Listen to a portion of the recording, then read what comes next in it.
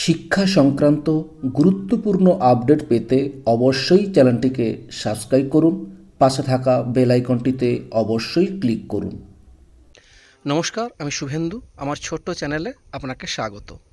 রোপা 2009-এর ডিএ এরিয়ার নিয়ে সুপ্রিম কোর্ট থেকে যে 25% ডিএ দেওয়ার কথা বলা হয়েছে, সেটা নিয়ে কী বলা হয়েছে বা পশ্চিমবঙ্গ সরকার কী বলছে দেখুন।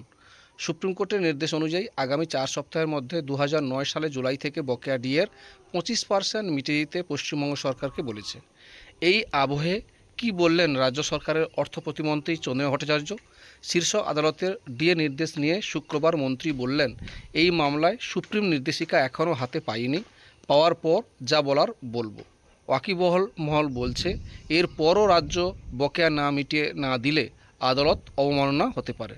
এই ছিল একটা আপডেট, আপনাদের সঙ্গে শেয়ার করলাম। ভিডিওটি দেখার জন্য অসংখ্য অসংখ্য ধন্যবাদ।